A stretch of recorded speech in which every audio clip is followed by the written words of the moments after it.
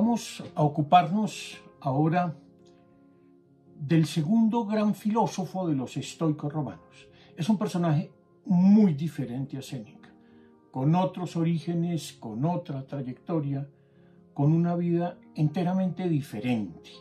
Y de eso es lo que nos vamos a ocupar a continuación, de la vida de Epicteto. ¿Quién era Epicteto?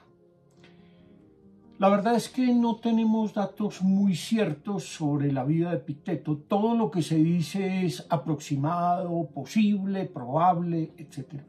Muchas cosas a lo mejor son leyenda, pero de alguna manera así pasaron a la historia y de todas maneras, pues es dentro de lo poco que sabemos de Epicteto, pues mucho será eso, invento, leyenda, etc.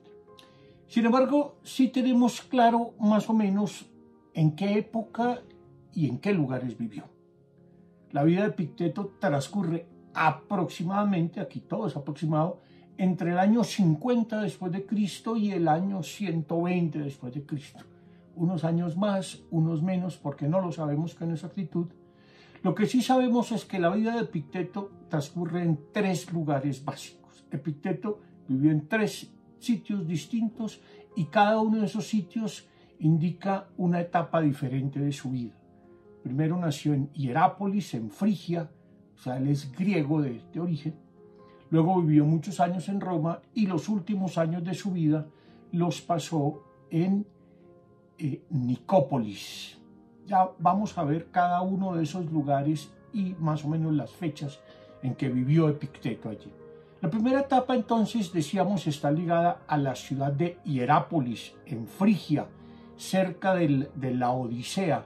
Hoy en día es una ciudad en ruinas en la actual Turquía. Se conservan algunas cosas de Hierápolis, que significa literalmente ciudad sagrada.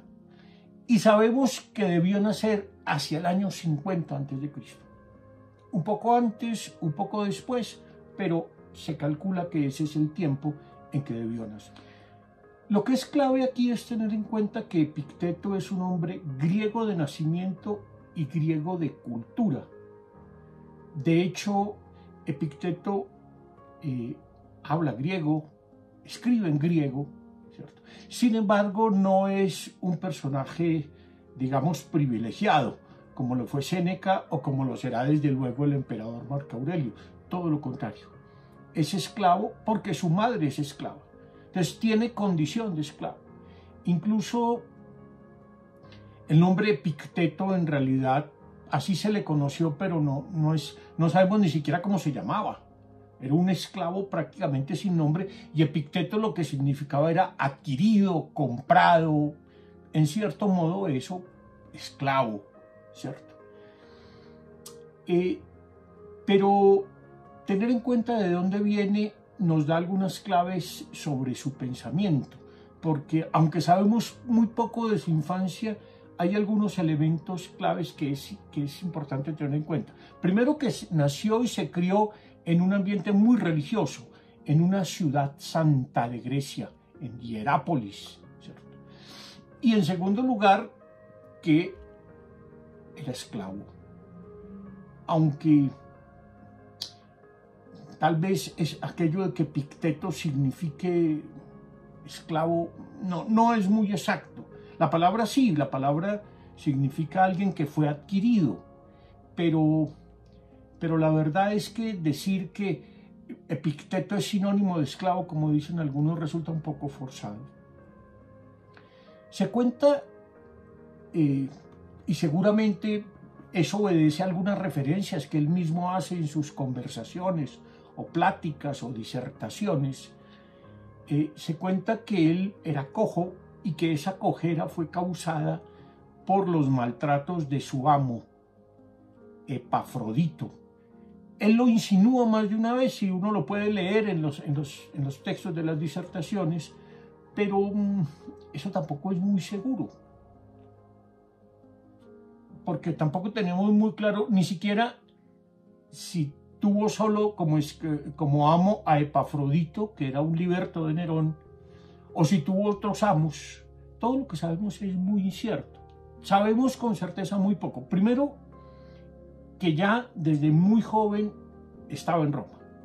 Llegó a Roma muy joven como esclavo de Epafrodito, se suele calcular que hacia los 15 años aproximadamente.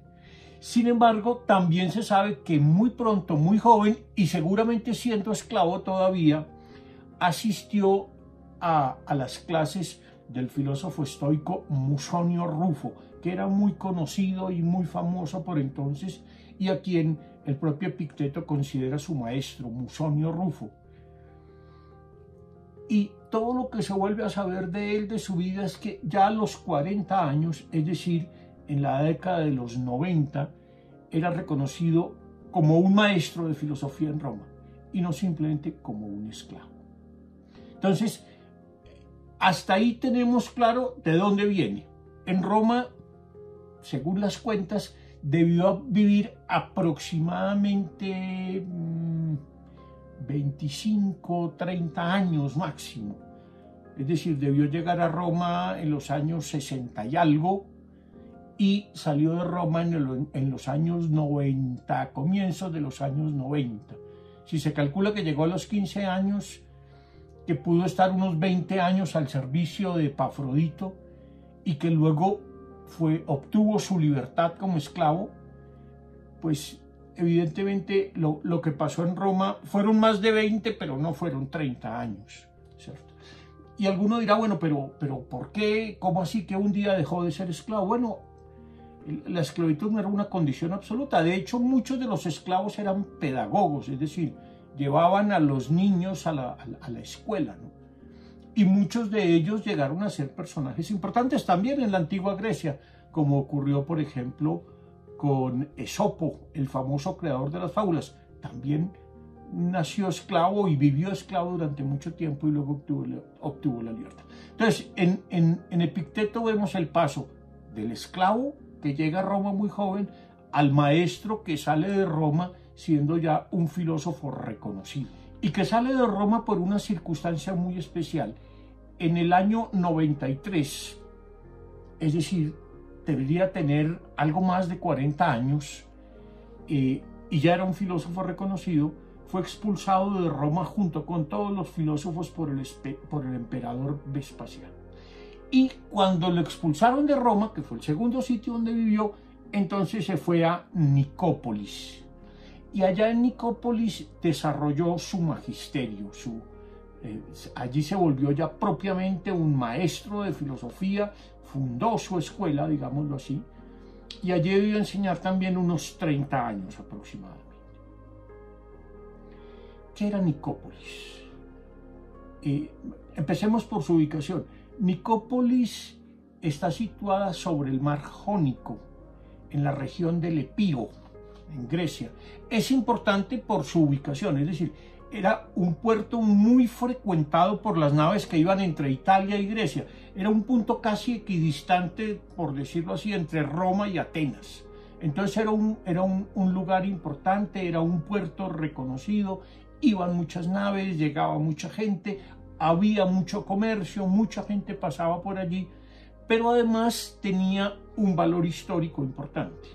Literalmente, Nicópolis significa en griego la ciudad de la victoria. Polis es ciudad, Nige es victoria. Nike. Muy bien, esa era la ciudad de la victoria porque el emperador Augusto fundó esa ciudad cuando acampó allí con sus tropas antes de una gran victoria militar, antes de una de sus grandes batallas, ¿no? Pero además de ese valor histórico, además de su ubicación, que lo hacía un centro importante, era, según el geógrafo Estrabón, era un lugar de grandes templos y de grandes gimnasios, etc. No era una de las grandes ciudades de la antigüedad, pero era una ciudad importante, bien ubicada, donde había suficiente intercambio. Bien, allá en Nicópolis vivió el resto de su vida Epicteto, hasta su muerte, que debió ocurrir hacia el año 120 y pico, entre el 120 y el 130. Seguramente en ocasiones pudo haber viajado a Atenas, pudo haber ido a Olimpia, pero en principio él se dedicó a ser un maestro en esa ciudad, en Nicópolis. Y allá llevó su magisterio como como profesor de filosofía, nunca se casó, nunca tuvo hijos, tampoco habló nunca en contra del matrimonio, ni de tener hijos o no tener hijos, simplemente llevó una vida retirada, tranquila, muy humilde.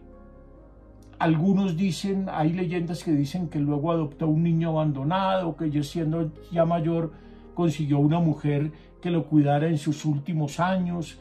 En todo caso, la vida de Epicteto para muchos fue una vida ejemplar por su austeridad, porque además su austeridad fue un testimonio de lo que fue su magisterio filosófico. Como Sócrates, Epicteto nunca escribió nada, aunque conservamos mucho de sus enseñanzas a través de los apuntes que tomó uno de sus alumnos, Flavio Arriano. Pero ese es un asunto del que nos vamos a ocupar más adelante, la obra de Epicteto, su magisterio, etc.